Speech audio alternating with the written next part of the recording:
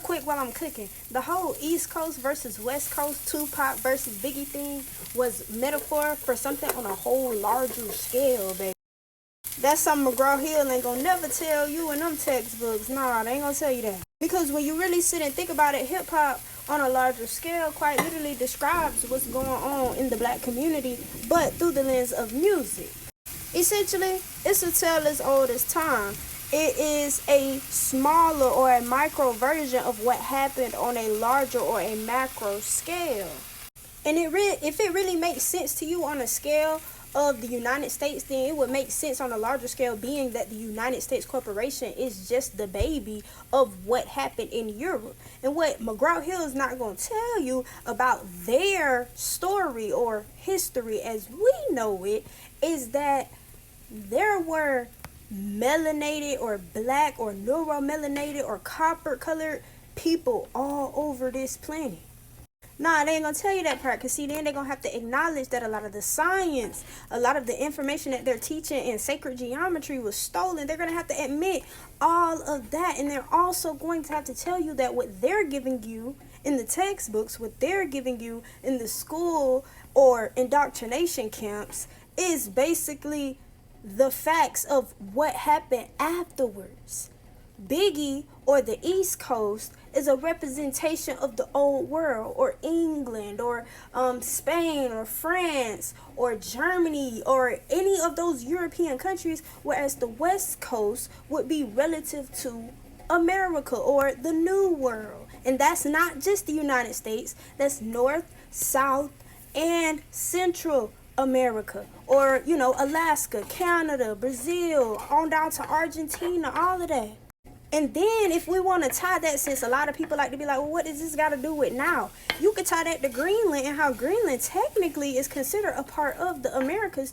They just don't look at it like that, because then they would, again, allegedly have to tell you how the Americas line up directly from the North Pole all the way down to the South Pole, or all the way down to Antarctica. The Americas is the motherland. The Americas is technically the old world, whereas England and Asia, or Eurasia, not England, but Europe and Asia, Eurasia, is the new world. And Africa would be considered the Middle East in that case. So when we looking at the whole East Coast versus West Coast battle, and people were saying, oh, how Biggie snaked Tupac and da-da-da-da, and that still ended up getting Biggie hurt, what you think that's a metaphor for?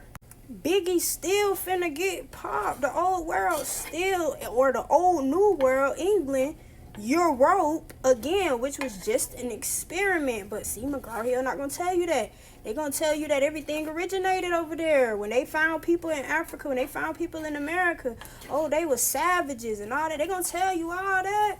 Yeah, they're going to tell you evolution took place through a monkey. They're going to tell you all that. But they're not telling you whose history that is. And they're not telling you why that is important. Because as the melting pot that we are today, it is important for you to know your American history. If we're going by the names of the lands today, it's important for you to know your African history. Again, if we're going by the names of the lands today, it is important for you to know your European and Asian history as the lands that we know of as today, because they were all one race. They were all the same people. Yes, going back to the theory of Pangea, the lands being connected.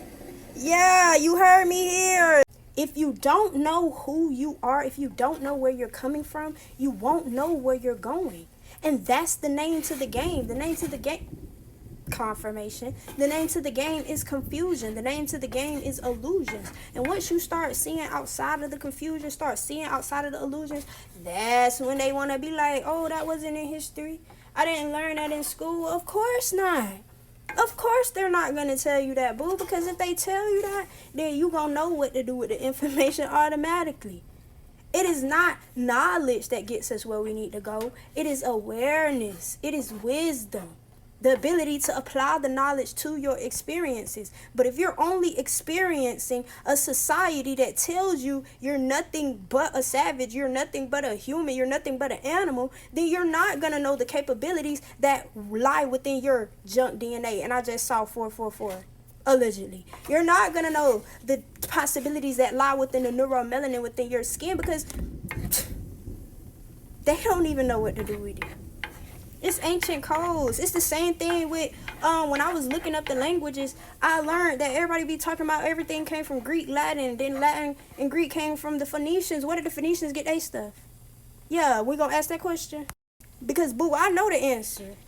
And I know that they basically stole the hieroglyphs and they stole the symbols and they stole all that stuff and they rewrote it and put whatever they wanted to put. That's how we got modern alphabets. That's how we got modern languages. So no, this did not just start. Again, if you only want to acknowledge what happened in the past 250 years, if you only want to acknowledge what happened in the past 500 years, you're missing the whole plot. You're missing the whole point. And guess what? Now his story has an opportunity to recycle. You think you living in a 400-year cycle? You thinking you living in a 40-day, 40-night cycle? You living in a 4-year leap year cycle? You living in 4 seconds. You living in 4 seconds if you really want to be technical, because time is only what you make it. When they teaching you that, when they teach you how to tell time in elementary, they're not gonna tell you that. Elementary, you're supposed to be learning the basics of life, right? The elements. That's the basis of life, ain't it? The elements. The 5th element is you. I'm not gonna teach you how to program you. So again, I say, this something McGraw Hill ain't gonna teach you, baby. But hey, I'm here. I say.